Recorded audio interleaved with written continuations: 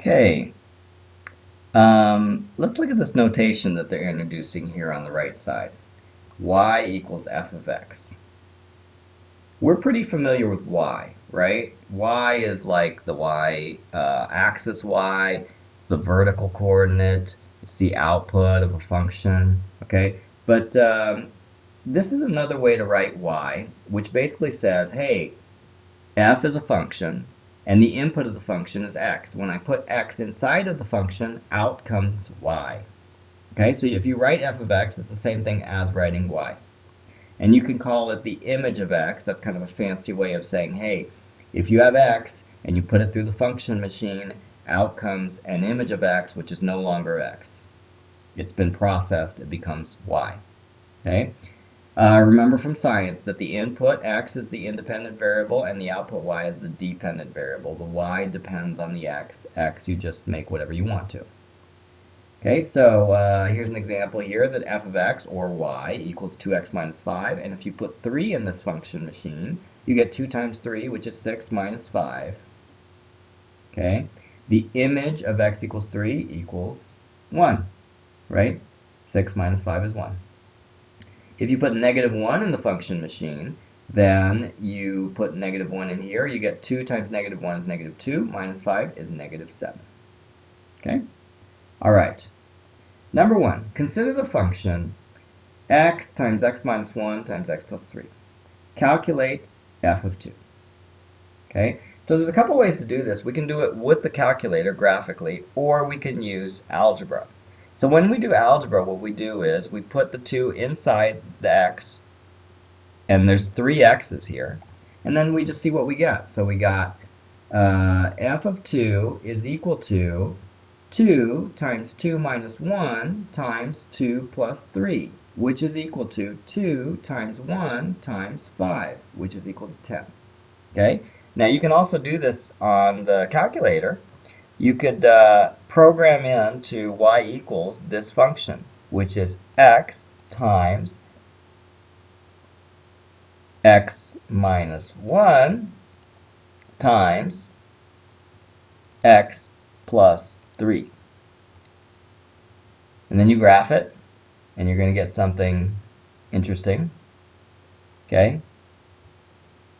Okay? And it looks kind of like this.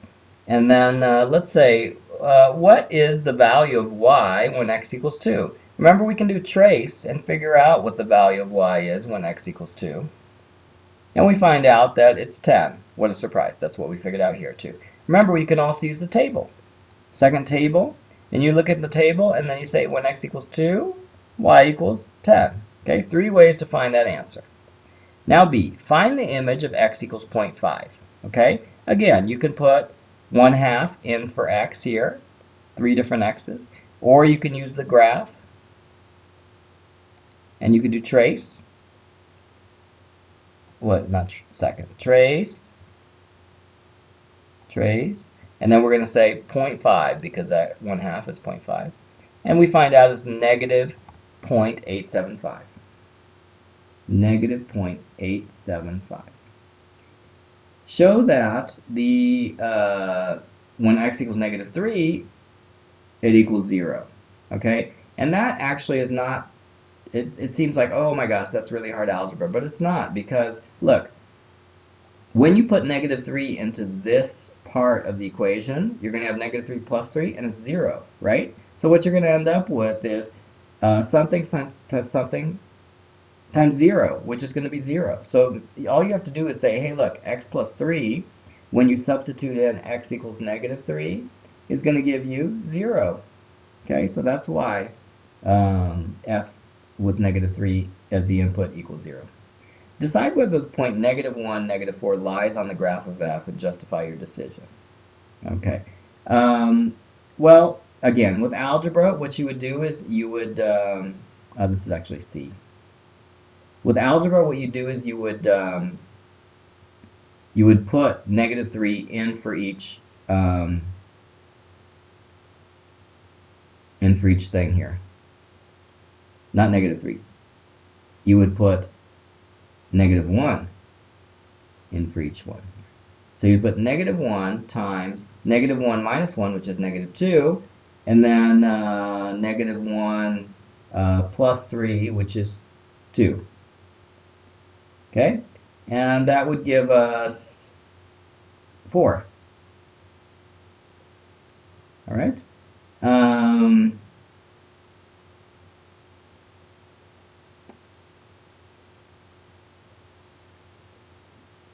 And so actually, what they thought we were going to get was negative 4, and we got positive 4. So no, it's not. Okay? Because it should be 4, not negative 4. Number 2. Consider the function d of t equals 5t minus t squared. Whoa, they just got through telling us that y is f of x, and now we got d of t. Okay, so basically, this can be any letter. The name of the function can be any letter, it doesn't matter. And the input variable does not have to be x also. It could be t. T is frequently used because t stands for time, but it could be anything also, okay? So, you know, we've traditionally always worked with x on this axis and y on this axis, but get used to it. It's like you can have other variables. This could be t and this could be f of t. Or instead of f of t, it could be d of t or whatever. Okay? So the important thing to remember is this is the independent variable, this is the dependent variable. Okay. So write down the independent variable of this function. Oh, we were just talking about that. So the independent variable is t. Calculate d of t 2.5. So again, you can do this several different ways with the calculator, without the calculator. Let's put it in the calculator since we have the equation anyway. We're going to put the equation 5t minus t squared. So we're going to put 5t, oh there's no t, but we'll just put x. Same thing. Minus x squared. Oops. That's not squared. Okay, squared. Alright, and then we can graph it. And then we can do a trace for t equals 2.5. Let's see, trace 2.5. Oops, didn't work. Trace 2.5. It's the vertex. Y equals 6.25. It's a parabola and we just found the vertex. Okay, calculate the image of t equals 1. T equals 1. So 1, enter. It's y equals 4. Isn't this easy with the calculator? Absurdly easy. Now show that d1 and d4 take the same value. Now when they say show that, sometimes you have to go ahead and bite the bullet and do the algebra. So d1 is equal to 5 times 1 minus 1 squared, okay, because we just put 1 in for the t in both places. So that's 5 minus 1 equals 4, okay? What about d4? d4 has 5 times the t value minus the t value squared, so it's 5 times 4 minus 4 squared, which is 20 minus 16, which is also equal to 4. So we've just shown that d1 and d4 take the same value. So, you know, if you look at the table here, you can actually check that out on the table. And when you do, you will see that, let's see, when d equals 1, do you see how it's 4? And then the thing about a parabola is it's got, usually, except for the vertex, it's got the y value repeated twice, right? So there it is. T equals 4, d4 is also d4 is also equal to 4. Okay, so there's a 4 here and there's a 4 here, and that's basically what they're saying. They're saying, hey, when t equals 1, the y value is 4. When t equals 4, the y value is also 4. Okay. Number 3, consider the function that. Okay, so now the independent variable is n, and the dependent variable is c. Okay. Calculate c of 2. Okay, so there's a couple ways to do this. Remember, if you do with the algebra, you just plug in the 2 and say 100 minus 10 times 2 is 100 minus 20, which is 80. The point 3 comma b lies on the graph of the function c. Find the value of b. This is just a fancy way of saying If you put 3 in for the input value, the output value is what? And so again, you just say 100 minus 10 times the input value of 3. What do you get? You get 70, right? B is 70. Okay, now the point a comma 0 lies on the graph of this function. Find the value of a. Now it's a little bit trickier because they're not saying put 0 in, because actually 0 is the y value, it's not the x value. Okay, so let's see. What if we did this using the calculator? Okay, so, and there's a hint here. I tell you, you can use table, or you can use graph trace, or you could use second stat 0. Let's do second stat 0. Actually, it's not second stat 0. I think it's second calc 0. Sorry about that. Calc. All right, so the way you do it is you graph it. The function is 100 minus 10x. 100 minus 10x. Graph.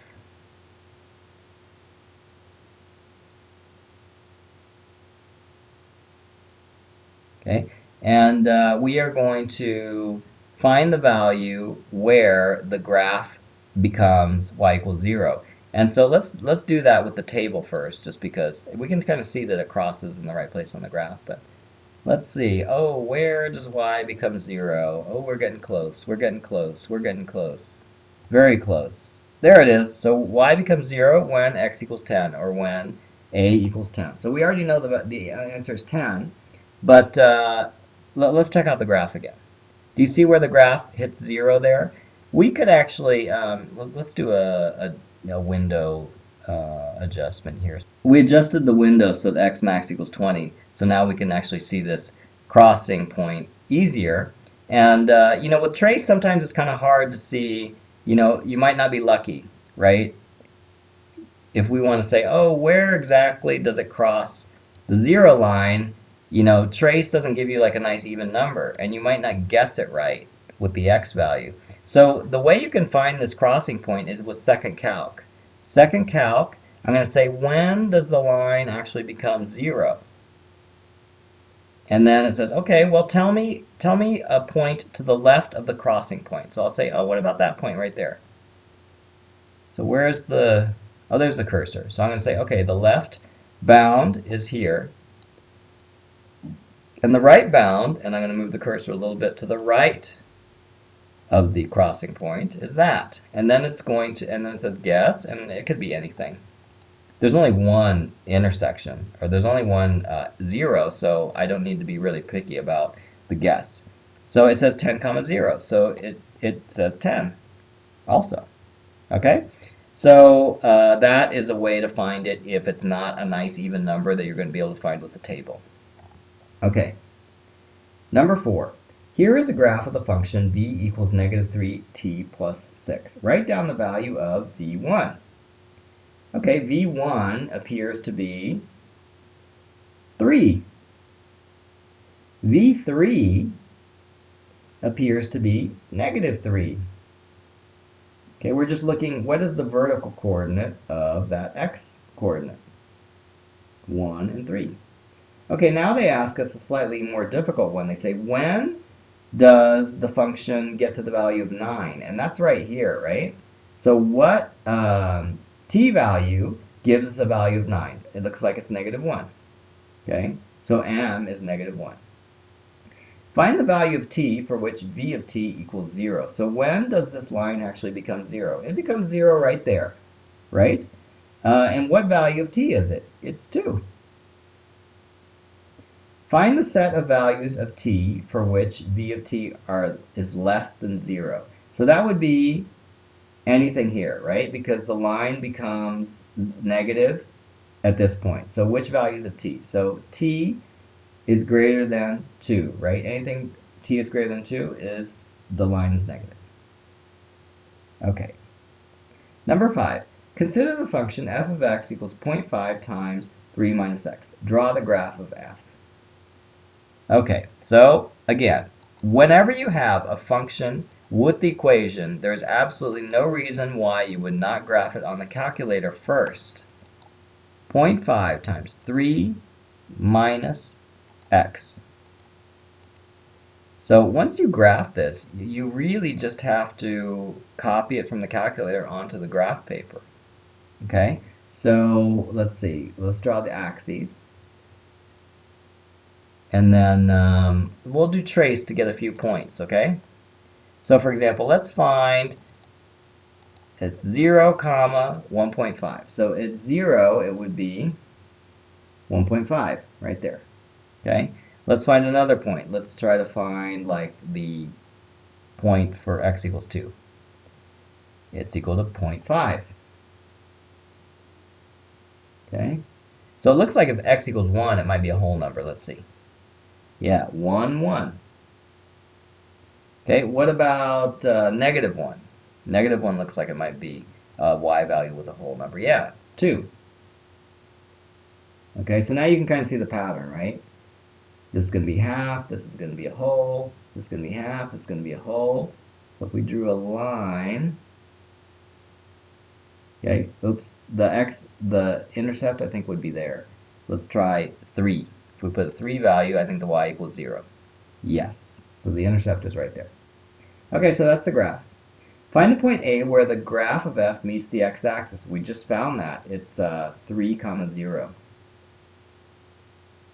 Find the point B where the graph of f meets the y-axis. Okay, that is 0, 1.5. And finally, solve the equation f of x equals 2. Okay, we know that f of x equals 2 at this point right here. So we could solve the equation, but we already know that x equals negative 1, right? So we know the answer already. But let's say we didn't know the answer. Then we're going to put 2 equals 0.5 times 3 minus x. And I'm going to solve for x using algebra. So I'm going to get rid of this 0.5 here, I'm going to multiply both sides by 2. So I'm going to get 4 equals 3 minus x. And then I'm going to add x to both sides. And then I'm going to subtract 4 from both sides. And I get the x equals negative 1. Okay, which we found right there, too. Okay? And you can do that with the second table too. You can do second table, and then you could say, oh, when does y equal 2? And then you just look up and down. Looks like it would be around here. There we go. Y equals 2 when x equals negative 1. So you can find it with the table also. All right, last problem on the page. It's an exponential problem. Okay? It says 3 times 2 to the negative x. That's the function, which is pretty complicated looking. But don't worry, because in math studies, it doesn't matter how hairy they make the equation, we just like put it in the calculator. So they can't really make it that hard for you. They try, but they can't. So 3 times, oops, it should be 2 in the parentheses here. You just got to be good at using parentheses in the right place. Okay, now we can graph it. We're going to get a curve. So here's the curve, and we're going to use trace or second table to find the values of the function when, for example, the x value is 0. When x value is 0, let's use trace. We'll say trace 0. We'll see what the function is. It's equal to 3. Okay. What about when x equals negative 1? What is it equal to? It's equal to 6. Okay? And then it says find x if the function is equal to 24. Okay, remember, it's always more difficult to do it this way. All right? And usually the table is the best way to find these. If I look on the table, I can see, hey, look, 0 was 3, 0, 3. And negative 1 was indeed 6. What about 24? When is it 24? Oh, there it is, 24. When x equals negative 3, y equals 24. So we already found the answer just by looking at the table. Okay? So with the calculator, a lot of these things become very easy. That's the end of page 4.